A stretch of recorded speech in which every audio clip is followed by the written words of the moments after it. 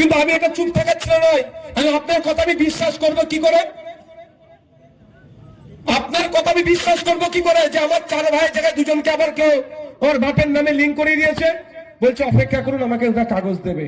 আমি একটা কথা বলে এসেছি, যে আমার বাপের নামে কারো যদি নাম জোগাড় করে আমি তো এফআইআর করব, আপনাকেও কিন্তু তার বিরুদ্ধে এফআইআর করতে হবে। যদি না এফআইআর করেন জানবো আপনারা এইগুলো সব ফিতনাগুলো লাগিয়েছেন।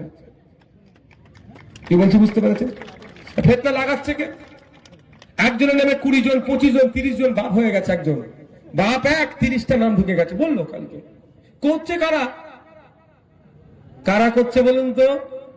58,17,000 নাম বাদ পড়েছে। এই 58,17,000 নামের যদি রেশন তুলে কারা খেত এতদিন? ভাবেন শুধু কারা খেত? কারা খেত 58,17,000 লোকের রেশন? আপনি খেতেন, আমি খেতাম।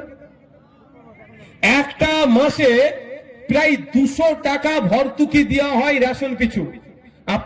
আপনারা যারা রেশন নেন, সবাই তো আমরা নিই না, আমি একটা শুধু উদাহরণ দিচ্ছি, সবাই তো নিই না আমরা রেশন, কিন্তু যারা রেশন নেন পার মান্থ প্রায় 200 টাকা ভর্তুকি দেওয়া হয় যে রেশন পায়।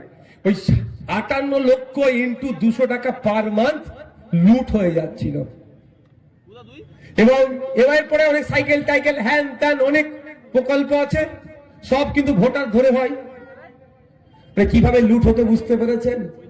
আমি আবারও বলছি, আমি স্বচ্ছ ভোটার লিস্ট চাই, কিন্তু স্বচ্ছ লাস্টে যেটা বলে এসেছি সেটাও আমি আপনাদের বলে দিই।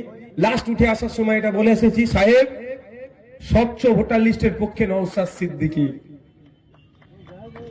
কিন্তু স্বচ্ছতার নামে অহেতুক যদি পেরেশানি করা হয়, যার ইচ্ছা নাম কেটে দেওয়া হয়, তাহলে এটুকু মনে রাখবেন, আপনাকেও ডেকে আমি সুপ্রিম কোর্টে নিয়ে যাব, ছাড়বো না আপনাকে।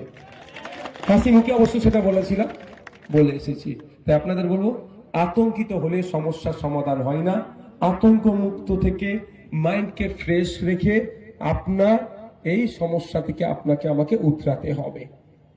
আমি যদি সরকারে থাকতাম এই সমস্যার সম্মুখীন নিশ্চিতভাবে হতো না। 2021 সালে সংযুক্ত মোর্চাকে যদি আপনারা সরকারে আনতেন এই দিন দেখতে হতো না। 2002 সালে এসআইআর হয়েছিল। বাপের বয়সী যারা আছে তারা বলুন, তারা কি আতঙ্কে ছিলেন? 2002 সালে এসআইআর হয়েছে, তখন বামেদের সরকার ছিল, আর এখন সংযুক্ত মোর্চা সরকার বলছি। তাই বলবো, আগামী দিনে যদি এই অহেতুক হয়রানির হাত থেকে বাঁচতে চান এবং আপনি আপনার ডিগনিটি নিয়ে বাঁচতে চান, আসুন আমরা সরকার তৈরি করতে চলেছি আগামী দিনে 2026-এ। আপনারা আমাদের সাথ দিন।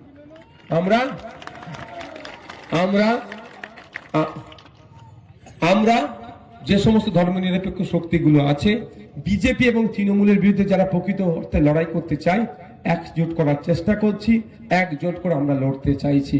আপনারা আমাদের সাথ দেবেন তো নাকি? সাথ দেবেন তো নাকি?